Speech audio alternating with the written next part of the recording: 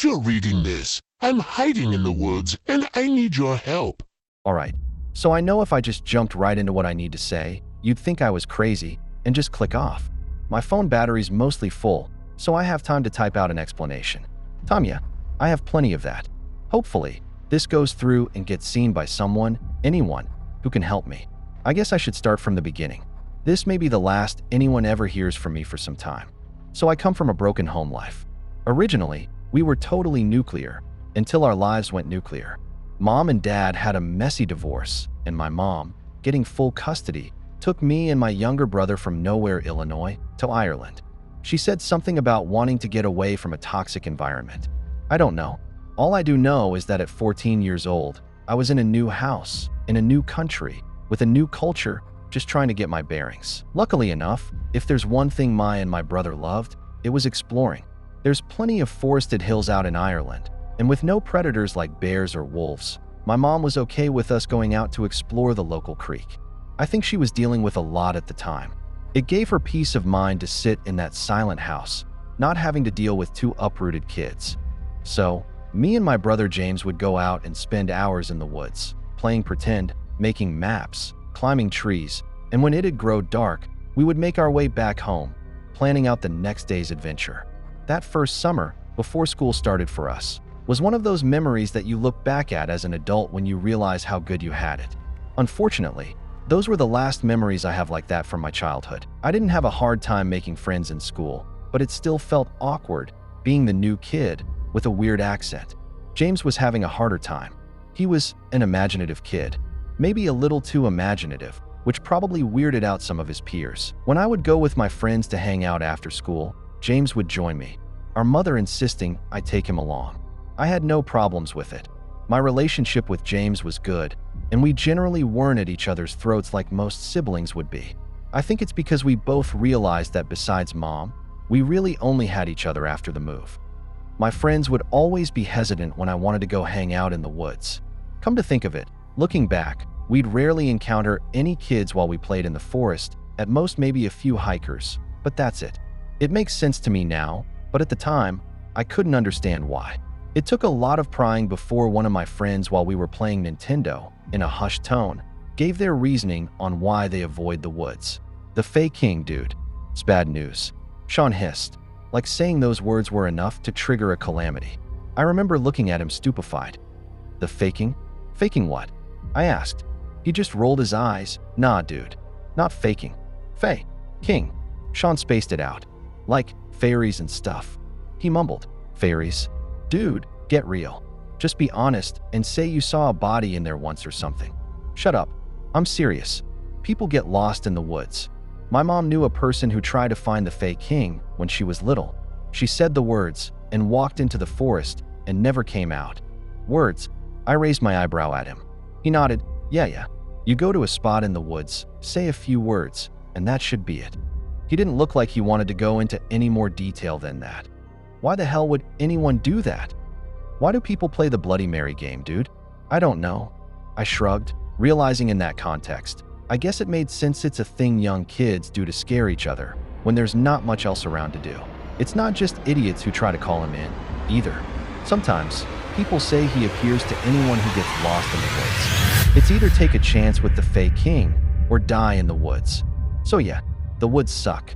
He turned his attention back to the game, showing he was done with this conversation. That night, sharing what I learned with James was my biggest mistake. James was a big fan of cryptids, Mothman, Nessie, Braxy, all of them. To learn that there's a cryptid he's never heard of, basically right in his backyard, he had a million questions. What does he look like? What does he do? What are the words? Me not being able to answer any of those questions didn't quell his newfound curiosity. It just encouraged him to find them on his own. That night, sharing what I learned with James was my biggest mistake. James was a big fan of cryptids, Mothman, Nessie, Braxy, all of them. To learn that there's a cryptid he's never heard of, basically right in his backyard, he had a million questions. What does he look like? What does he do? What are the words? Me not being able to answer any of those questions didn't quell his newfound curiosity. It just encouraged him to find them on his own. The next couple of weeks, he would come to me with his findings, interspersed randomly. Sarah at school says he looks like a man. with red hair. Hey, Tim. Mike says he plays games. Whatever James was able to learn from classmates, much to their reluctance to talk to him, and adults willing to talk about it, there was one thing no one would tell him. The words. No one would crack on what the words were, and it was eating at him. Whenever I would hang out with my friends, and James would tag along, he would get annoying, pestering them about the words, since they were technically ground zero of where I learned about the Fey King. My friends, Sean, Liam, Brianna, normally tolerated James, but with this new obsession of his, I could tell they were getting annoyed with him. Come on, guys, please. What's the words? Are they bad words? Is that why you won't tell? James was especially whiny that day. We tried our best to ignore James, focusing on the screen of the arcade cabinet at the local arcade. To call it an arcade was generous. It didn't have much inside, but neither did our town, so you make do. Sean, why'd you have to blab about some stupid fairy tale to Tim? Brianna punched Sean's shoulder, causing him to flinch, because the nutter always wants to hang out in the woods. Sean rubbed where Brianna hit. So you don't believe it, Brianna? I have to admit, with James' insistence, I was becoming more interested myself. The King of Fae will come to play. James wouldn't look away from the paper. His eyes scanned the lines, reading them over and over, as if afraid they would disappear off the paper if he looked away. My friends seemed pleased, James no longer being a nuisance, and so we returned our focus to making sure we had enough quarters to make it to the end of the game. Soon enough, it was time to head home. James finally spoke up as we walked back to the house. I know where he is. His voice came out gently, almost like I had imagined it. What? The Fey King. I know where he is. The rhyme. We've been there before. I thought back to the rhyme on the note scribbled in his hand, his fist clenching tightly on the napkin. A stump, alone, in a clearing in the forest. I had remembered. We did come across that in the forest near our house. It's a strange enough sight to stick out. You really think that's where the rhyme is talking about? I raised an eyebrow at James. He nodded fervently. Maybe we could dash. I cut him off. Nope. Slow down there, Chief. You got your words. You promised to not be annoying about it anymore. You're not going there. I made sure there was a finality in my words to deter him. He had seemed to drop it. Over the next week or so, James seemed to have returned to his normal self. I should have realized it was ridiculous for him to drop something he was obsessing over so quickly, but I was just a teenager at the time. I woke up that Saturday morning to see our window open and my brother nowhere in sight. I left the house as fast as I could. If I hurry, I thought, I could get to him before he could reach that clearing. I wasn't fast enough. He was already there, sitting on the stump. James, are you crazy? I screamed at him, entering the clearing. What's wrong with you? You could have gotten hurt out here, coming out yourself. James just shook his head. I'm fine. Besides, I knew you would have said no if I asked you to come out here. Because it's stupid, James. Mom doesn't even know we're out here. Come on, let's go back. By Lonesome Stump, in Forest Clear. As he spoke, the hair on the back of my neck stood up. James, cut it out. Enough. I moved forward to close the distance. The King of Fae is there to stay. He didn't waver. Knock it off. I'm warning you. I yelled. He didn't flinch. Tap 3 times. He will appear. Knock. Knock. Knock. His fist tapped the stump he was sitting on. There was a rustle in the leaves that stopped me in my tracks. James Dash, the King of Fae will come to play. He said those final words making direct eye contact with me. I remember both of us holding our breaths, waiting for a leprechaun to pop out of the bushes.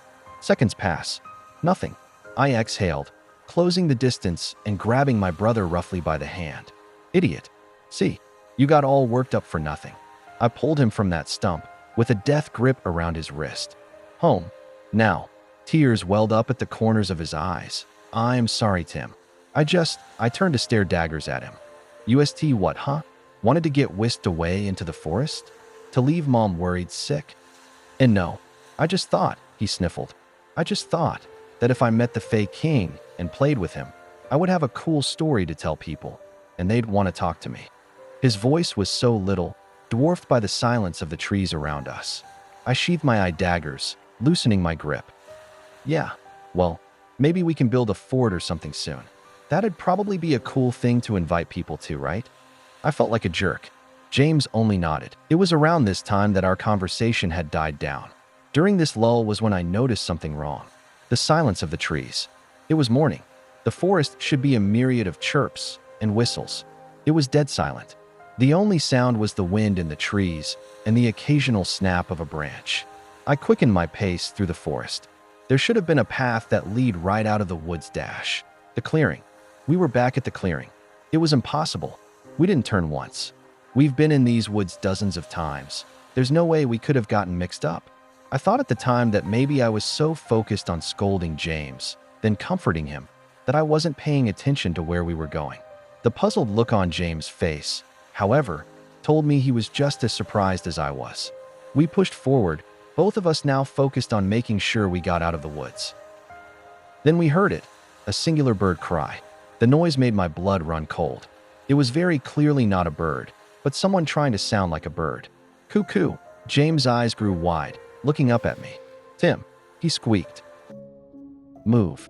We broke into a jog, moving fast enough without getting caught on a root or thick underbrush. No matter how far we moved, though, the bird call kept equidistant from us, always behind us. Cuckoo. Cuckoo. We moved faster. I could hear James sobbing as we ran, but I didn't want to turn my head. I was afraid to look anywhere but straight ahead. I didn't want to know if I could see what was making the noise. Was that one closer? Cuckoo. I was sure of it. It's getting closer. Whatever it is, it was moving in. Ahead of us, the trees grew more sparse. We were almost there. Cuckoo. My lungs were on fire. My legs raked up from the branches. I pushed myself into the clearing where there was a stump. We were back to the clearing. This time, we weren't alone. On the stump stood a well-dressed man with bright red hair. Cuckoo. His chuckle fluttered through the air like a maple leaf. Hello to you, boys. You called. He waited for an answer. Well, step up, then. Let's have us a chat.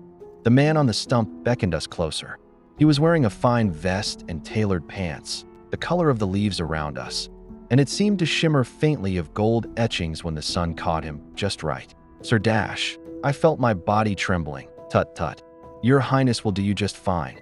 His smile was clearly trying to be disarming, but it only further made me nauseous, as if I was looking at the corpse of a loved one. James spoke up, stammering. Your Highness? The Fey King. He stepped closer. The man beamed, motioning towards himself. In the flesh. You must be James. His eyes swept to me. And you must be Tim. A delight to meet you both. Now, I don't often get much people willing to play with me. Foreign folk too? This really is a treat. It took me too long to realize both me and James were walking forward as we listened to him talk. Too late did I snap out of it, standing in front of the stump. Delicately, the man stepped off the stump between us both. Now then, surely you're here to play, right? I do love a good game. He placed a hand on each of our shoulders. Actually, Your Highness, meeting you was such an honor, but our mom might be worried sick about us. My mind was a mess, trying to figure out what to say to the man that smelled like fresh rain with a hint of decayed fruit. The Fey King simply shook his head. Nonsense, Tim. You both made it all the way out here to my home. You even knocked upon my door. He took his arms off of us and tapped on the stump. The least I could do is entertain my guests. Now, any preference of game? I knew this was a trick of some sort. Fairies are known for their love to fool and mess with humans in cosmic ways. I had to think of a game that we could have an advantage, something that could give us a chance to get out of here. Hide and seek. James piped up. My heart dropped. I wish I could have talked to him about what his plan was. I wish I knew what he was thinking. The Fey King smiled warmly at James. Top choice, James. One of my favorites. And since you suggested it, I insist that you be the first to hide. He snapped his fingers. James was gone. He was there one moment, and the next gone.